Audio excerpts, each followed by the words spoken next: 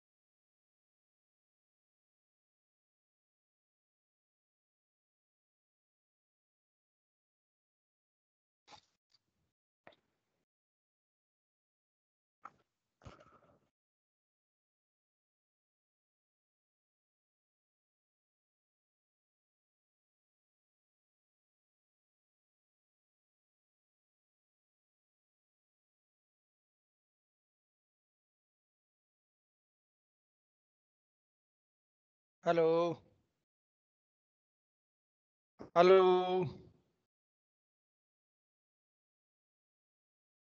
Hello.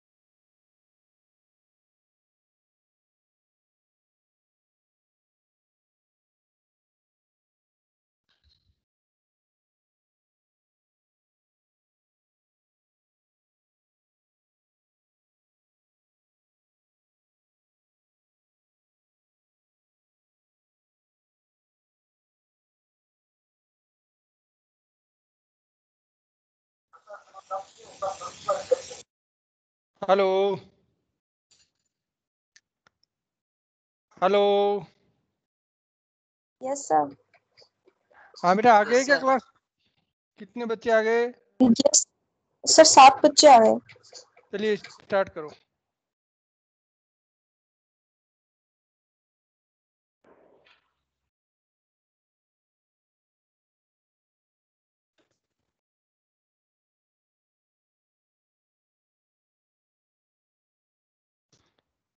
परसों फिर वो एसी ठीक करवा रहा था, लेट हो गया। फिर मैं जब वापस आया तो आप लोग जा चुके थे। मैं 1 घंटे बाद वापस आया था। आपको शो हो रहा है economic activity circular flow? Hello. Yes sir, हो रहा है। हाँ, आज मेरे क्या मुंह में थोड़ा छाले हैं तो बोलूंगा थोड़ा धीरे, आराम से। साइड पर दिख रहा, देख लेना, समझा दूंगा मैं, ठीक है? तो मैंने आपको बताया था कि सर्कुलर ओके फ्लो सर। है वो एक तरह का इकोनॉमिक एक्टिविटीज का जो सर्कुलेशन है, उस सर्कुलेशन को इंडिकेट करता है। फैक्टर ऑफ प्रोडक्शन अपन ने डिस्कस किया था, 4 फैक्टर ऑफ प्रोडक्शन है। उन 4 फैक्टर ऑफ प्रोडक्शन में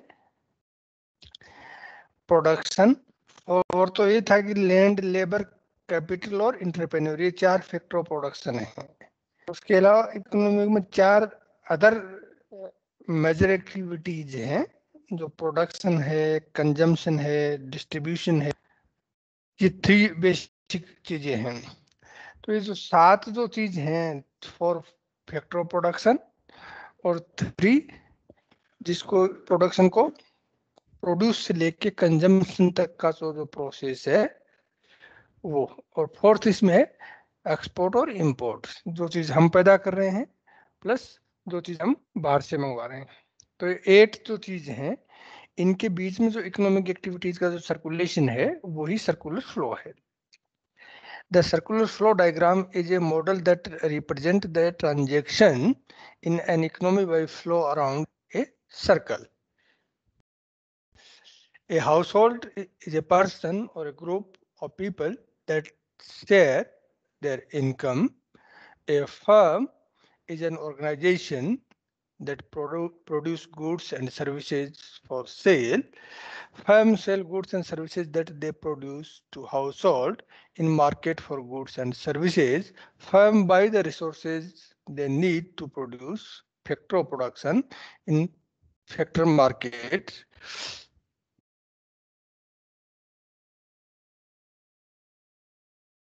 ये है, ये two sector circular flow diagram है, इसमें एक ऊपर आपको हाउस होल्ड दिख रहा होगा, दूसरा फैक्टर मार्केट है जहां से आप सामान परचेज करोगे, चाहे वो आपकी रॉ मटेरियल हो, चाहे कैपिटल गुड्स हो, चाहे आपका रिसोर्स ह्यूमन रिसोर्स हो, फर्म जो प्रोड्यूस करेंगी, market for goods and service.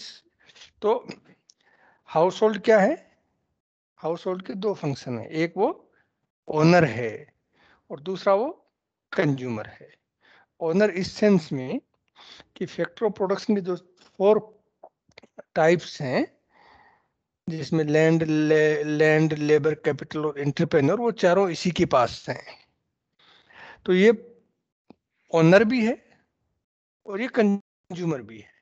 तो यहां से कोई चीज यहाँ आएगी, ये सेल करने के लिए, इसको फर्म परचेज करेंगी। तो फर्म जब परचेज करेंगी तो गुड्स इधर आएगा, मनी इधर जाएगा, ठीक है। फिर जब ये गुड्स को प्रिपेयर करेंगे तो गुड्स को सेल करने के लिए मार्केट में देंगे, और मार्केट में परचेज कौन करेगा? हाउस होल्ड या कंज्यूमर। तो वो यहाँ वापस मनी देगा, गुड्स लेगा। तो यहाँ उसने क्या दिया था? Raw material. उसके अगेंस्ट क्या उसने क्या एक्सचेंज किया? मनी। यहाँ वो क्या कर रहा है? मनी एक्सचेंज कर रहा है और प्रिपेयर गुड्स ले रहा है। बेसिक इकोनॉमिक एक्टिविटीज तो अपन ने देखा था कि यही बेसिक एक्टिविटी है इकोनॉमी में। प्रोडक्शन यानी कोई चीज बनाना, कंजम्पशन यानी उसको यूज करना, एम्प्लॉयमेंट इस ड्यूरेशन में आपको मैन पावर चाहिए, और इनकम जनरेशन, तो इससे इनकम भी जनरेट होगी, इसमें भी और इसमें भी और इसमें भी। Stock and flow variable. Flow, quantity measured over a particular period of time. Stock, quantity measured as a given point in time. Wealth, anything value owned, it may consist of money, jewelry, building and other property. Income, it is rate of which we earn money. The circular flow diagram, ये आपका जो पहले दिखाया था वो ये है house hold, ये फैक्टर ऑफ प्रोडक्शन, यहाँ मनी गई। मैं आपको पहले ही बता रहा था कि 2 वे है, एक तरफ ये रॉ मटेरियल दे रहा है, फर्म से मनी यहाँ जा रही है, दूसरी तरफ फर्म जो प्रोड्यूस करके गुड्स दे रहा है, तो मनी वापस फर्म के पास आ रही है।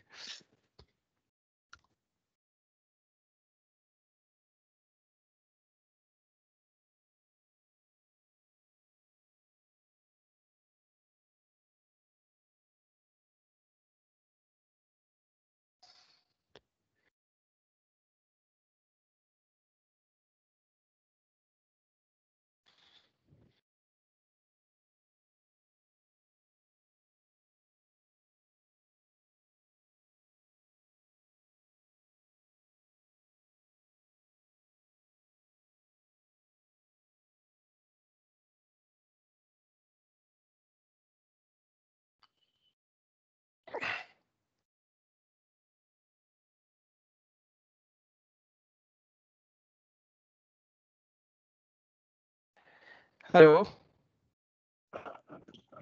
हेलो, आवाज आ रही है? Hello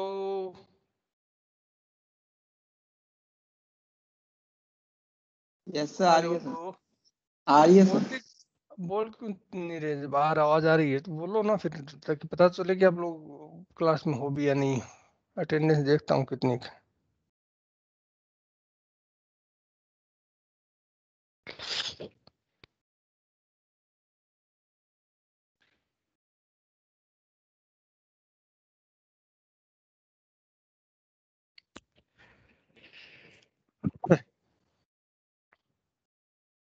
hello. Yes sir. हाँ, अभी आपके एक नया जो मैंने आपको स्लाइड आपके साथ शेयर की है, और ये आपके लिए डे बाय डे के पॉइंट ऑफ व्यू से भी और एज ए जनरल सिटीजन भी आपके काफ़ी इम्पोर्टेंट है कि नेशनल इनकम का कॉन्सेप्ट क्या है और नेशनल इनकम को मेजर कैसे करते हैं।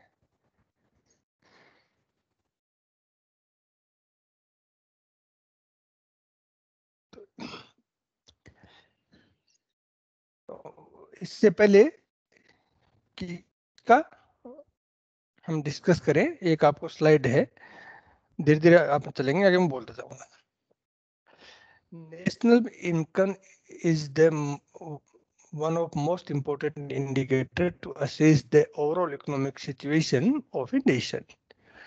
नेशनल इनकम ही वो एक मेजर और इम्पोर्टेंट पैरामीटर है जिससे हम किसी देश की कंट्री का वेल्थ स्टैंडर्ड या उसका लिविंग स्टैंडर्ड से अवेयर हो सकते हैं।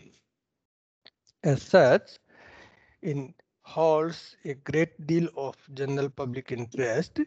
An individual person, a business entity, as well as the government, each of these have to maintain the accounts of their income and expenditure in one form to another. They must have a clear-cut idea about the source of income and various hands of expenditure in order to an accurate idea of economic progress in different sector and subsector of an economy. It is essential to account for the total income generated through economic activities. It is important for the government to know the change in national income as per capita real income in order to have a proper assessment of economic progress in economy. James Keynes, in his Treatise General Theory of Employment, Interest and Money in 1936, has brought about a sea change in the field of economy.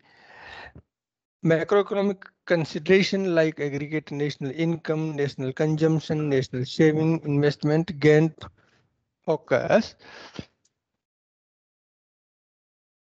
National income accounting is by no means an easy task. A good deal of consumption of statistical data is involved in measurement of national income. Consumption of such data involved in treatment of different aspects of the national economic activities. National income and production account, the input-output table, the flow of fund statement, the balance of payment, and the national balance sheet are some of the statements prepared in order to account of national income activities. अब इसमें कुछ terms हैं जो आपके समझ में नहीं आया होगा, जैसे बैलेंस ऑफ पेमेंट। तो अब आप चाहे घर में बात करें या स्टेट में बात करें या नेशन करें या वर्ल्ड वाइड करें, बैलेंस ऑफ पेमेंट का मतलब ये है कि इंपोर्ट और एक्सपोर्ट का डिफरेंस या डेफिसिट कितना है, वही बैलेंस ऑफ पेमेंट है। जैसे मान लो हम अगर 100 रुपए की चीज मंगा रहे हैं और 60 की सेल कर रहे हैं तो 40 रुपए का हमारा बैलेंस ऑफ पेमेंट है। ऐसे ही ये तो बात होगी एक्सपोर्ट और इंपोर्ट की। गवर्नमेंट का भी आप बात करेंगे तो total revenue earned and total expenditure का जो डिफरेंस होगा इसको फिस्कल डेफिसिट या राजस्व घाटा कहते हैं। ऐसे बैलेंस ऑफ पेमेंट्री स्पेशली जो एक्सपोर्ट इंपोर्ट है उसके लिए। Terms associate with the concept of national income, कुछ टर्म्स हैं जो इसके साथ एसोसिएट हैं। ये certain important terms associated with the concept of national income have been explained here. Input used in production, the payment of receipt that occur without any economic activities taking place, the products directly consumed by final consumer. Crop production include land, labor, capital, or organization. Transfer payment do not form the part of national income consumption. The final product for part of national income accumulation. Factor of production का क्या मतलब है? तो various input are use in production are called factor of production. कोई भी एक आप चीज बनाओगे, जैसे ये लैपटॉप है, तो इसके लिए इनपुट क्या चाहिए? वो सारा जो इनपुट का जो मटेरियल है उसको हम इनपुट कहेंगे, और आउटपुट उसके बाद जो गुड्स तैयार होगा उसको हम आउटपुट कहेंगे. The factor used in the process of production are land, labor, capital, or organization. Some of the example include land used in agriculture, capital investment in business, etc. The factor of production are compensate in money term of the contribution they make in the production process. This consumption is known as factor income. The factor income that land, labor, capital, organization earn from their role in production process are rent, wages, interest or profit respectively. तो आप factor of production में जब बात हम कर रहे थे input की, और इनपुट कहाँ से आएगा? लैंड, लेबर, कैपिटल और ऑर्गेनाइजेशन से आएगा. तो वो जब रॉ मटेरियल परचेज करेंगे तो मनी का सर्कुलेशन होगा, यानी वो एक्सचेंज करेंगे मनी के कंपैरिजन में रॉ मटेरियल. फिर जब वो इनपुट से आउटपुट में कन्वर्ट होगा, उस ड्यूरेशन में, जैसे लैंड है तो ये तो हाउस होल्ड के पास है. हाउस होल्ड जब इसको इंडस्ट्री को देगा तो बदले में क्या मिलेगा? उसको रेंट मिलेगा. लेबर को क्या मिलेगा? वेजेज मिलेगा. कैपिटल अगर इन्वेस्ट की है हाउस होल्ड ने, क्या मिलेगा? इंटरेस्ट मिलेगा. और ऑर्गेनाइजेशन को क्या मिलेगा? प्रॉफिट मिलेगा. उस प्रोसेस में जो भी प्रॉफिट होगा वो प्रॉफिट मिलेगा. तो ये 8 जो चीज हैं ये सर्कुलेट हो रही हैं और इसी को इकोनॉमिक फ्लो कर रहे हैं. The factor income are also called factor cost as they are cost to the entities incurring it. Factor income, factor cost are component of national income. National income can be computed by aggregating all the factor income generated in the country. Transfer of payment, the payment or receipt that occur without any economic activity taking place or without making the contribution in production process are called transfer payment. तो ये ऊपर जो अपन ने 4 बताया है, इनमें जो money का जो सर्कुलेशन है वो ये आपका ट्रांसफर ऑफ पेमेंट है. Some of examples of transfer payment are pension, subsidy, indirect tax, windfall, gains, donation, grant, scholarship, allowances paid to old age,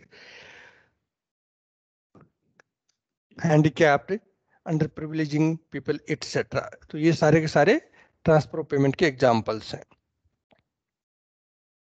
transfer payment do not from the part of national income computation. ये इसका part नहीं है. किसका? National income का. जब हम आगे calculation करेंगे. Final product, the product directly consumed by the final consumer are called final product. The final product from part of national income consumption, their monetary value are distributed in form of factor income. The goods and services used in manufacturing of final product as called intermediate goods or product. These include raw material, lubricants, fuel, engines, etc. Intermediate goods are not added to measuring national income. तो इसमें ये बताने का प्रयास किया गया है कि नेशनल इनकम में क्या क्या चीजें कैलकुलेट होंगी, सब्सिडी पेंशन ये नहीं होंगी, लेकिन फैक्ट्री प्रोडक्शन से जो इनकम अर्न होगी वो होगी। हाँ, Salient features of national income accounting. National income accounting involves sector-wise preparation of account on the double entry basis. Accuracy in measurement of national income accounting require a detailed statistical statement of various sectors.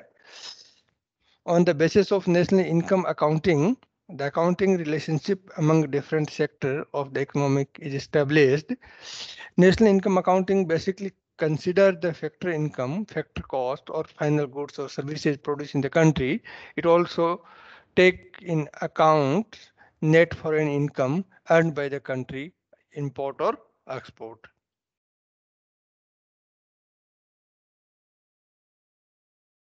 Factor affecting growth of national income, ये factor हैं जो growth को effect करते हैं। क्या resources क्या है आपके पास, गवर्नमेंट की पॉलिसी और रेगुलेशन क्या है, और सोशियो पॉलिटिकल स्टेबिलिटी कैसी है। तो इसमें जैसे इंडिया के पास फॉसिल फ्यूल नहीं है, और इन करंट ईयर में हमारे पास machinery, heavy machinery, edible oils व काफी मटेरियल है जो हमारे पास नहीं है, तो नेचुरली हमारी इनकम इफेक्ट होगी। गवर्नमेंट की पॉलिसीज क्या हैं, उनमें अफसरशाही या लाल फीताशाही या प्रोसेस डिले प्रोसेस है या नहीं है, ये डिपेंड करता है। और सोशियो पॉलिटिकल स्टेबिलिटी कैसी है, सामाजिक उपद्रव हो रहे हैं जैसे मिडिल ईस्ट एशिया में हो रहे हैं, इंडिया में J&K है, नॉर्थ ईस्ट है, वहाँ सोशियो पॉलिटिकल अनसर्टेनिटी रहती है काफी बार, तो वो सारी चीजें इफेक्ट करती हैं किसको, नेशनल इनकम को।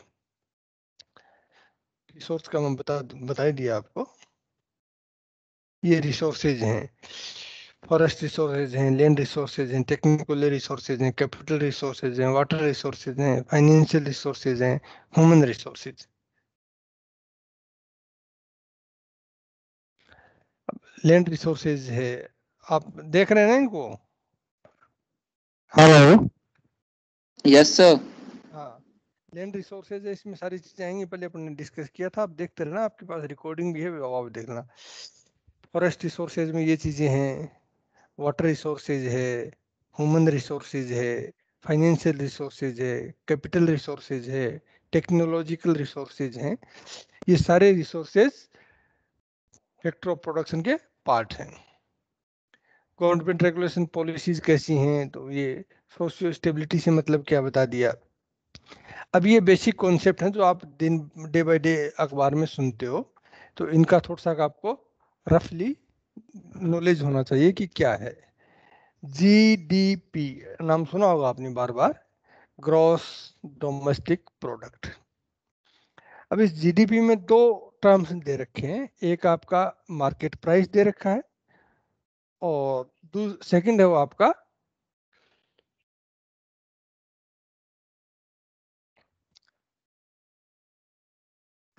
कांस्टेंट प्राइस दे रखा होगा। तो कांस्टेंट प्राइस का मतलब तो ये है कि in general government 10 year before price को बेस मान की ये डिफरेंशिएट करती है कि 10 साल पहले मनी का वैल्यू यानी रुपीस का वैल्यू क्या था और आज क्या है। उस वैल्यू को अगर हम कंसिडर करते हैं कि मान लो आज रुपए की कीमत 100 रुपए की 100 रुपए है, या आज हम 100 रुपए में ये मोबाइल ले रहे हैं, सेम फीचर्स का से 10 साल पहले ये मिलता था। इसका मतलब इसकी कॉस्ट बिफोर की पॉइंट ऑफ व्यू से 90 रुपीज है। तो बिफोर 10 ईयर का इन जनरल बिफोर 10 प्राइसेस हैं, उनके कंपैरिजन में आज मार्केट की क्या पोजीशन है, मनी की वैल्यू क्या है और गुड्स की कॉस्ट की। तो इसको डिफाइन किया है gross domestic product at market price. Gross domestic product, a market price, is total monetary value of all final goods and services produced in the country. Yeah, economic in 1 year, the monetary value of each commodity is found out by multiplying the quantity and price of that commodity. Suppose कीजिए आप जिस कमरे में बैठे हैं वो कमरा ये मानिए कि एक देश का ज्योग्राफिकल एरिया है। किसी देश को देश बनने के लिए 4 चीजें चाहिए तब कोई देश देश बनता है। फर्स्ट, उसका एक सर्टेन एरिया होना चाहिए, जैसे आपका रूम है। सेकंड है कि उस एरिया में कोई पॉपुलेशन होनी चाहिए। जानवरों को अगर आप ये समझ क्या है तो उनके समझ में नहीं आएगा। सर आवाज क्लियर नहीं आ रही sir. Hello,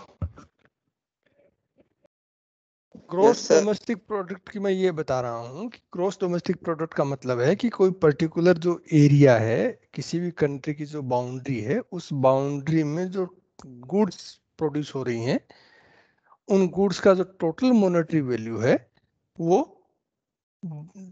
gross domestic product या जीडीपी एट मार्केट प्राइस है। Gross domestic product at market price is the total monetary value of all final goods and services produced in the economy in 1 year. The monetary value of each commodity is found out by multiplying the quantity and price of that commodity. ये GDP की definition दे रखी है, इसमें 4 चीजें दी गई हैं। क्या दिया गया है कि total final goods and services consider होंगी। कब? एक ईयर में। उन टोटल गुड्स एंड सर्विसेज का जो वैल्यू है उसके टोटल अमाउंट को हम जीडीपी एट मार्केट प्राइस कहेंगे। समझ में आया?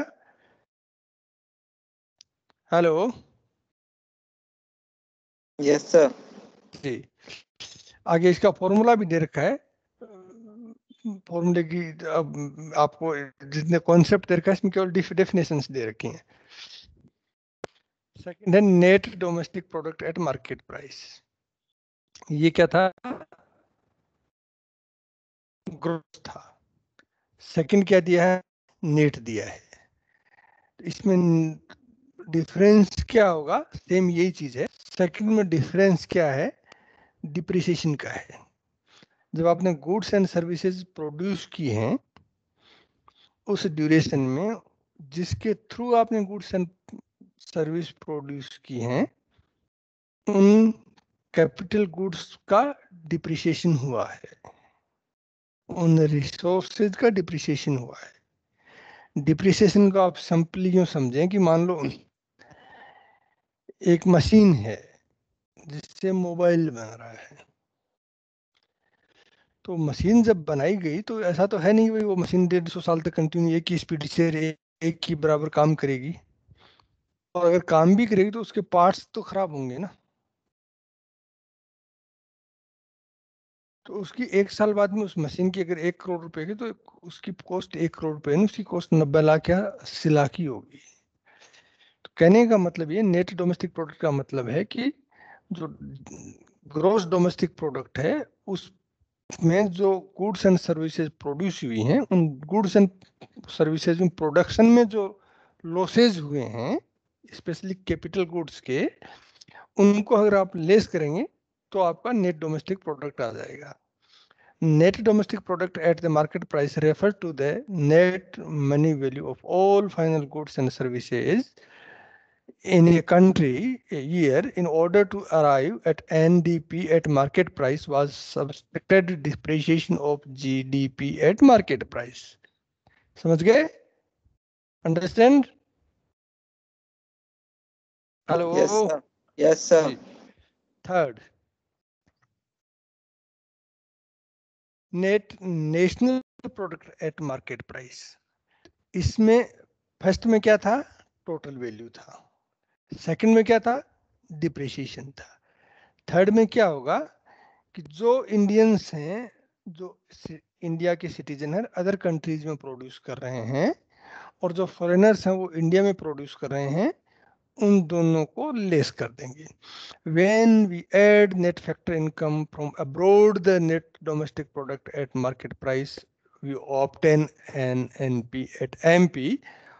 For this process, we add factor income earned from rest of the world by our country, but subtract the factor income earned by the rest of world out country. ठीक है कि जो outers हैं वो यहाँ जो अर्न कर रहे हैं उनकी इनकम लेस हो जाएगी, जो इंडियंस हैं बाहर अर्न कर रहे हैं वो उसमें ऐड हो जाएगी.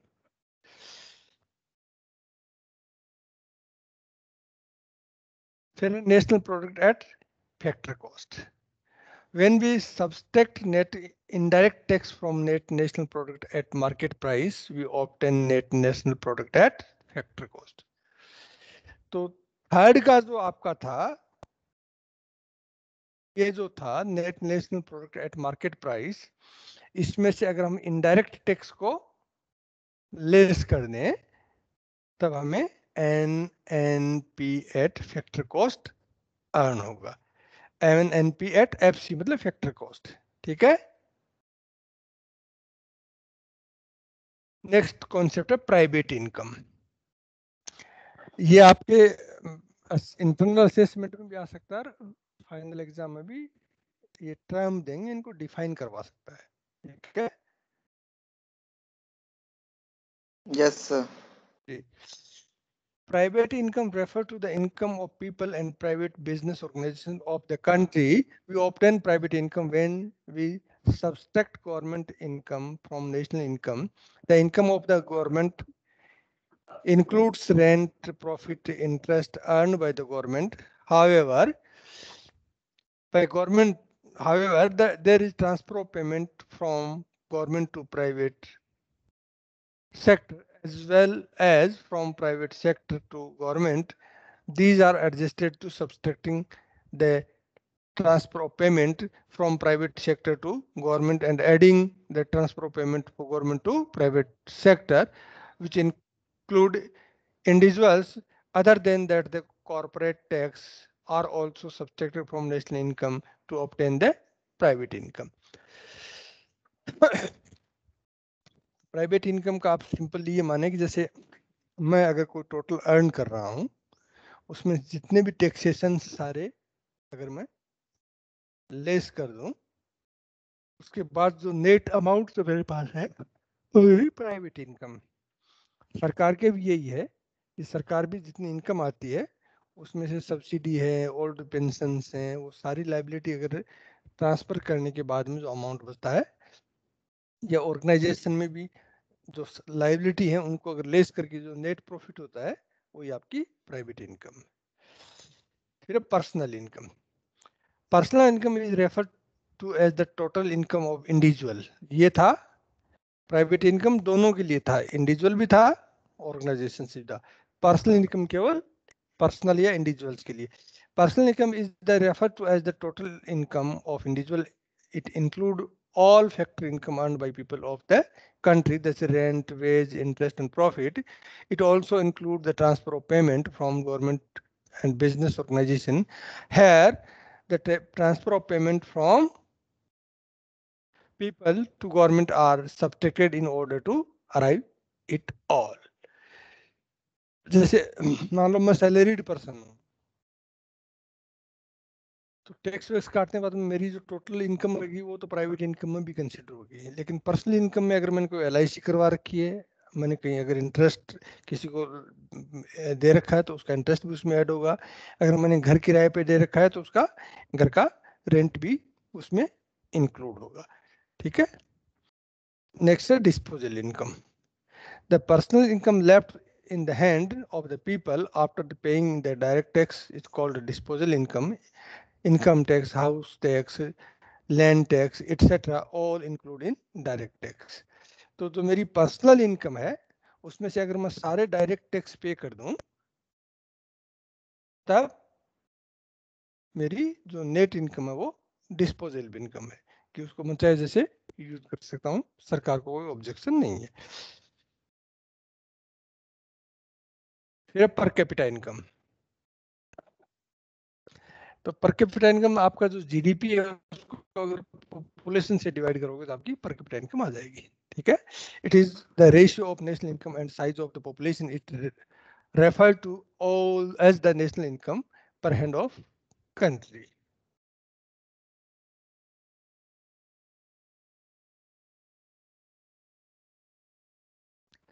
एक आपको 1 मिनट होल्ड रखें।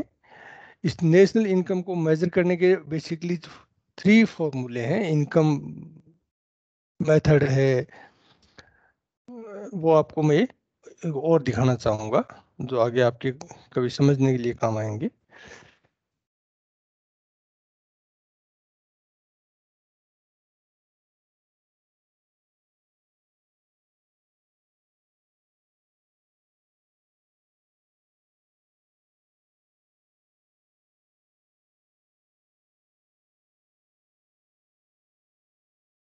हाँ, जस्ट होल्ड रखना 2 मिनट।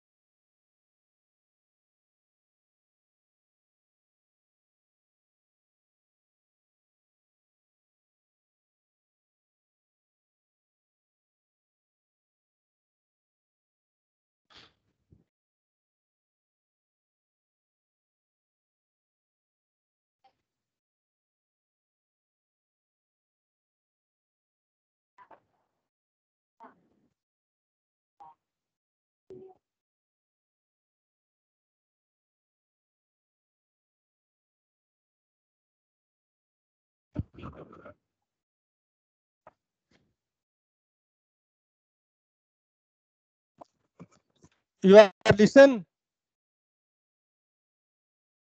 हेलो, नो सर, आवाज नहीं आ रही सर। आवाज नहीं आ रही है? No sir.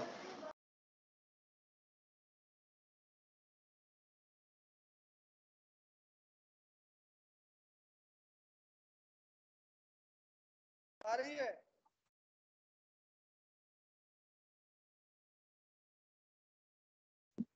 No sir. अच्छा, चलो ठीक।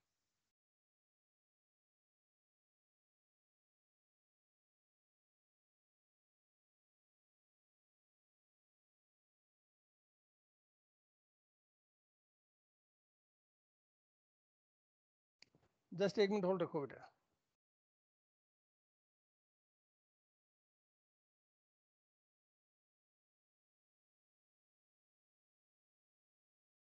शो हुआ कुछ आपको? Hello, yes sir. Difficulties of measuring national income.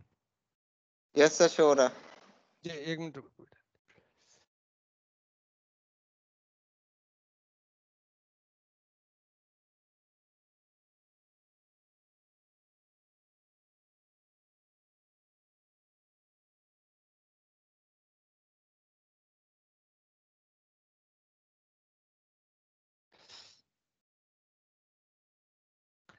First of all तो मैं आपको ये बता दूं इसको आगे पढ़ने से पहले कि नेशनल इनकम को हम मेजर क्यों करते हैं। तो नेशनल इनकम को मेजर इसलिए करते हैं कि किसी कंट्री का इकोनॉमिक स्टेटस कैसा है, उसका लिविंग स्टैंडर्ड कैसा है, वो डेवलप कंट्री है, डेवलपिंग कंट्री है या अंडर डेवलपिंग कंट्री है, ये डिसाइड उसी से होगा नेशनल इनकम को मेजर करने से। ठीक है, ये तो इसका बेसिक पर्पज है। National income can be calculated by using any one of 3 methods. 3 methods हैं, तीनों की अपनी यूटिलिटी है, कंप्लीट कोई सा भी नहीं है, तो इसीलिए 3 मेथड से कैलकुलेट करते हैं ताकि एग्री। फर्स्ट है प्रोडक्शन मेथड और आउटपुट मेथड। आउटपुट इसलिए कि इनपुट क्या है वो रिसोर्सेज से आएगा, रॉ मटेरियल से आएगा, और आउटपुट क्या है वो उससे आएगा। In this method, an economy is divided into 3 different sectors of the or segment, namely the primary sector, which including agriculture and allied activities like fishing, forestry, dairy farming, etc. Secondary sector, that is also called the manufacturing sector, like large, medium, and small scale enterprises. And the tertiary sector, also known as the service sector, include all the services like education, health, trade, transportation, communication, etc. The net value added by each sector is calculated at the factor cost in national income. तो in general, किसी भी देश की economy में उस economy को 3 sectors में divide किया जाता है। उसमें पहला सेक्टर आपका प्राइमरी सेक्टर है, जिसमें लैंड और लैंड से रिलेटेड एक्टिविटीज हैं वो सारी शामिल है, एग्रीकल्चर भी है, फिशनरी भी है, सारी चीज। सेकंड आपका मैन्युफैक्चरिंग सेक्टर है, जिसमें जो भी आपकी इंडस्ट्री है, चाहे वो स्मॉल स्केल, मीडियम स्केल या हैवी इंडस्ट्री, सारी की सारी उसी में कैलकुलेट होंगी। और टर्सरी सेक्टर में आपकी सर्विस सेक्टर है। डेवलपिंग और डेवलप कंट्री का जो पैरामीटर है, उसका आज के करंट सिनेरियो में पैरामीटर ये है कि जिस कंट्री का मान लो अगर 100 रुपए की इनकम है, तो उसमें अगर मैन्युफैक्चरिंग सेक्टर का सबसे बड़ा रोल होगा, वो कंट्री डेवलप कंट्री है, like USA, UK, China, Italy, France, Germany, Russia, Australia, ये सारे कंट्री डेवलप कंट्री है, क्योंकि यहाँ सर्विस सेक्टर और इंफ्रास्ट्रक्चर दोनों बड़े सेक्टर हैं। एग्रीकल्चर सेक्टर में वहाँ मिनिमम पॉपुलेशन डिपेंडेंट है और जीडीपी में मिनिमम शेयर है प्राइमरी सेक्टर का। इंडिया और डेवलपिंग कंट्री के साथ प्रॉब्लम ये है कि यहाँ ह्यूज पॉपुलेशन है और मैन्युफैक्चरिंग और सर्विस सेक्टर उतना स्ट्रॉन्ग नहीं है। हालांकि इंडिया में आफ्टर 1991 सर्विस सेक्टर काफी ग्रो किया है, और अगर आप आज जीडीपी 100 रुपए है तो उसमें 50 से 52 रुपए सर्विस सेक्टर से आ रहा है और 14 पैसा है वो एग्रीकल्चर सेक्टर से आ रहा है, प्राइमरी सेक्टर से आ रहा है। लेकिन फिर भी प्रॉब्लम ये है कि आपकी 60% पॉपुलेशन है वो प्राइमरी सेक्टर पर डिपेंडेंट है, तो उनकी प्रोडक्टिविटी बहुत लेस है, न के बराबर है। आदमी 50% है, कंट्रीब्यूशन 14% है, काफी एडवर्स है। In this method, national income is divided into 4 factor income, mainly rent, wages, interest, and profit. Some income that can't be put in the different factor is calculated as mixed income. तो ये आपको बता दिया। इसके आगे second आपका expenditure method. The third and last, sorry, पहला आ गया आपका प्रोडक्शन या आउटपुट मेथड, जो प्रोडक्शन के बिहाफ पे डिफाइन किया गया था। सेकंड है income method. This method income in national income is divided into 4 factor income, mainly rent, यानी हाउस होल्ड जो कुछ भी सेल करेंगे उससे उनको रेंट मिलेगा, जमीन बेचेंगे। वेजेस, लेबर को सैलरी या वेज मिलेगा। इंटरेस्ट, जो कैपिटल होगा उसको इन्वेस्ट करोगे उससे इंटरेस्ट आएगा। और प्रॉफिट, नेट ऑर्गेनाइजेशन के पास जो नेट प्रॉफिट होगा। Some income that can not be put in one definite sector is calculated as maximum income. और थर्ड है expenditure method. Third and last method is expenditure method. In this method, expenditure made by household, business, firm, or government is calculated. To this figure, net income earned from abroad is added. Net income from added is calculated by subtracting net input from net export. This method, final expenditure of the country is considered. Each country, on the basis of its phases of development, nature of economic activities, type of economic activities, proportion of monetized sector, etc., has decided to decide as to which method it is going to use. Irrespective of the method used, the basic aim is to avoid double counting and arrive at the figure that is either inflected or nor deflected.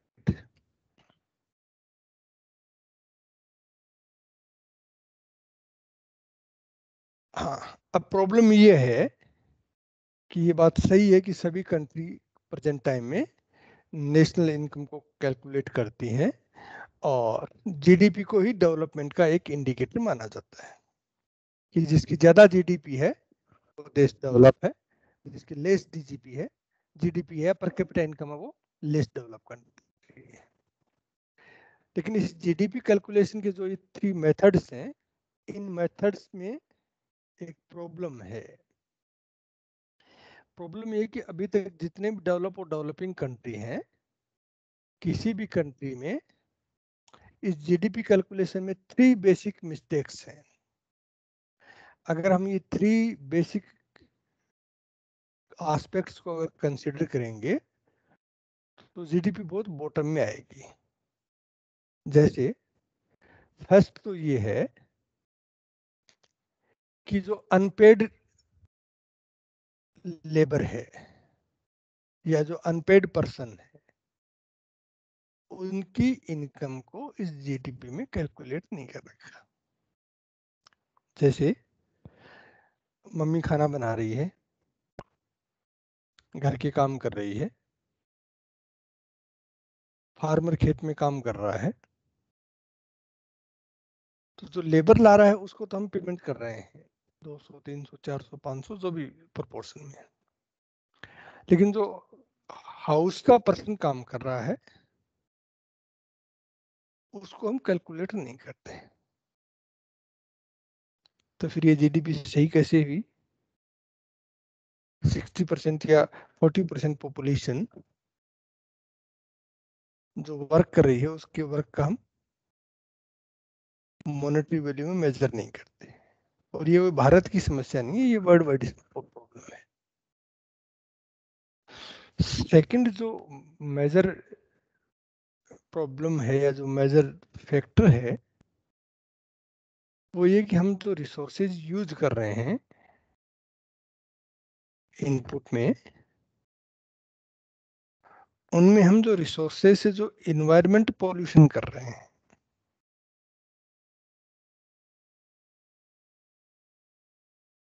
उसको हम consider नहीं कर रहे हैं। Thermal power plant लगा लिया, electricity generate हो गई, हम उसको यूज करने लग गए,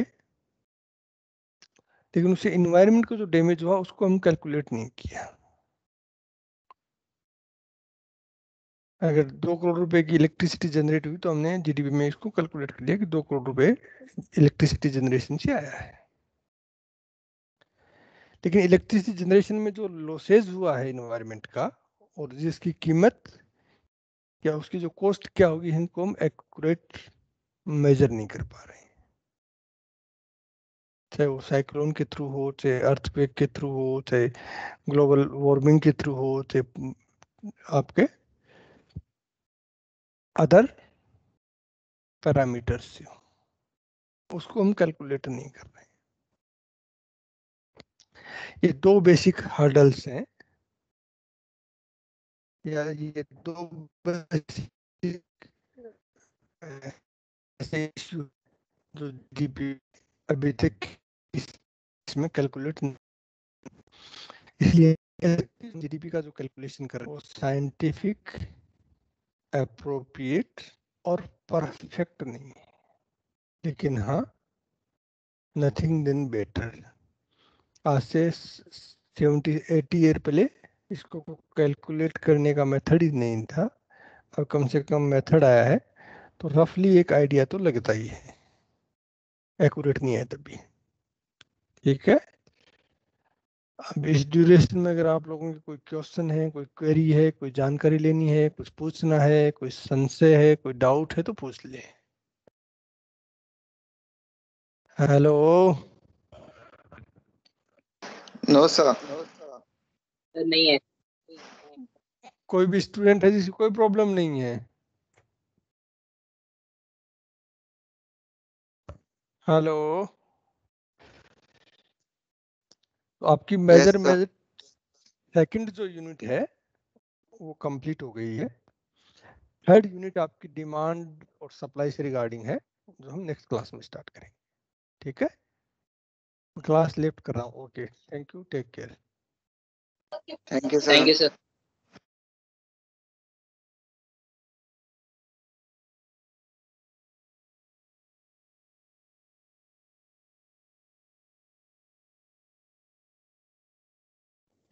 हेलो नित्या।